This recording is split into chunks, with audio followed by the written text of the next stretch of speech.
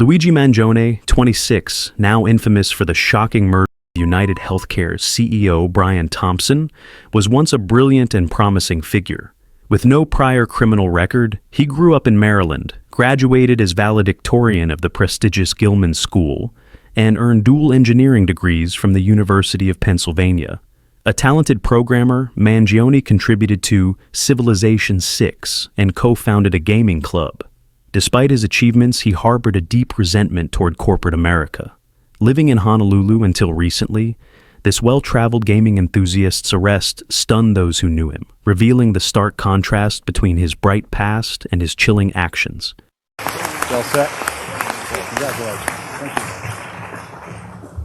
Headmaster Smythe, Mr. Hubeck, members of the Board of Trustees, family, friends, faculty, and fellow students, good afternoon.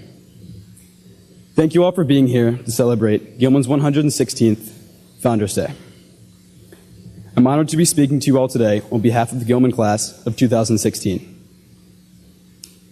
When I started writing this speech, I talked with several students and teachers and asked how they would describe the class of 2016.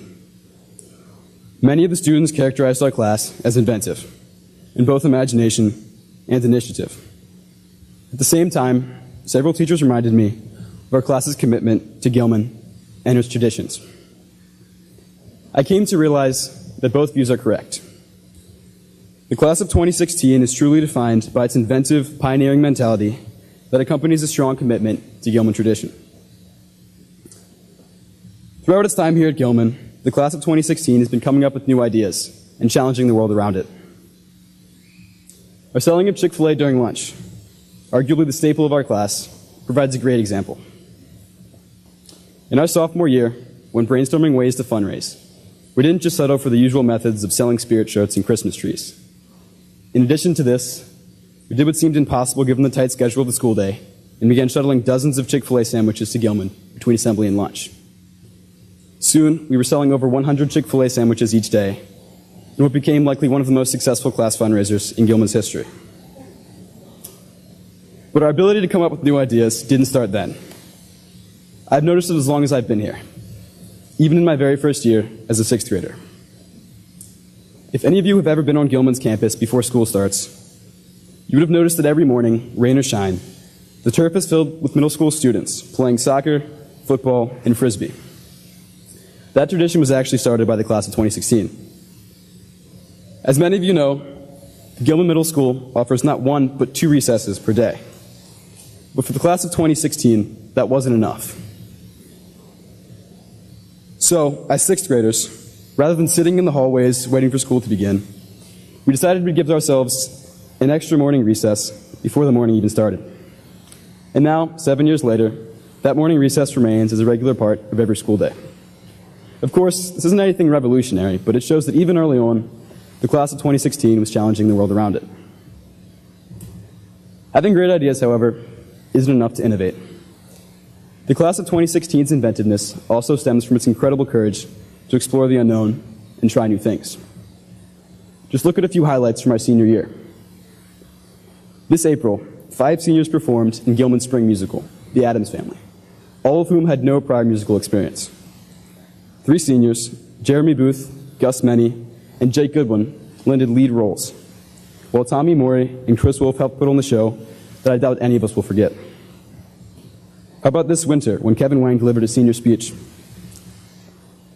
As Kevin moved to America and joined our class in 9th grade, English isn't his first language. But that didn't stop him from delivering a both hilarious and thought-provoking speech about his transition to the United States. How about Ray Saunders leading Gilman's first-year cybersecurity team? Even competing against hundreds of veteran teams, the Gilman squad managed to advance to the state and then regional championships. All of these endeavors took a huge amount of courage. They demonstrate that the class of 2016 truly has the fearlessness to explore new things and the obvious ability to excel. But as inventive as the class of 2016 is, our class was able to explore the new while also preserving the old. Just look back at the most significant and magical night of our senior year, the 100th annual Gilman-McDonough football game. After hundreds of hours of preparation, our seniors led the Gilman team to victory. Competing in the second oldest football rivalry in the state of Maryland, however, they represented not just this year's team, but Gilman as an institution and all the alumni that preceded them. So the class of 2016 not only explored new frontiers, but also maintained Gilman's most important traditions. I think this combination of preservation and exploration is what Gilman is all about. Gilman maintains its classic core values by cultivating mind, body, and spirit in its students, but also champions an environment of acceptance and diversity, while excelling in its technological endeavors. This fusion is such a strong part of Gilman, it's even evident in its physical geography. Just look to the construction outside Gilman, or outside. Gilman is actively rebuilding itself, but its brand new fields sit next to classic buildings like Cary Hall. Further, these new constructions, for example, Sotier Stadium, bear with them Gilman's rich history in their names. So it's no surprise that the class of 2016 picked up this ability to explore both new and old. And it's no surprise they were able to achieve all they did this year, these last few years as well. But it wasn't just Gilman as an institution that shaped our experience here. The people in our lives, especially our parents and teachers, had such huge roles as well. The parents here today, first off, sending us to Gilman was far from a small financial investment. I'd like to personally thank each of you for sending your sons here, as I can't imagine the class of 2016 without any one of these men on stage. Further, thank you for all the time and love you've put into our lives. You've instilled values in us, fed and clothed us, and simply been there for us every step of the way. I'd also like to thank every Gilman teacher and faculty member here today throughout all 3 divisions of the school. While the events and accomplishments I've mentioned in the speech were meant to highlight the imagination and courage of the class of 2016, these occurrences also drew heavily from your efforts. Our imagination draws from your inspiration, and our courage largely depends on your encouragement in the classroom, on the fields, and on the stage. So parents and faculty, thank you for all you have done for us.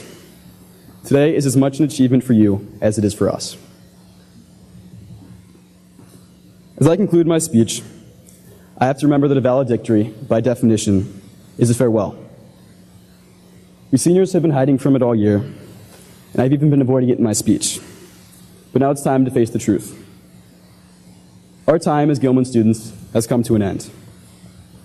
It seems like just yesterday that we were freshmen, having tie wars and playing computer games in CT20, but now we're moving on. Just like we've done these past few years, we'll be exploring the unknown, whether that be attending colleges across the country, traveling the world during gap years, or fulfilling military service in foreign countries. As we embrace the new, however, we won't forget the old. Our friendships, values, and memories from Gilman will always stay with us. So, to the class of 2016, a kind of class that only comes around once every 50 years. It's been an incredible journey, and I simply can't imagine the last few years with any other group of guys. Thank you.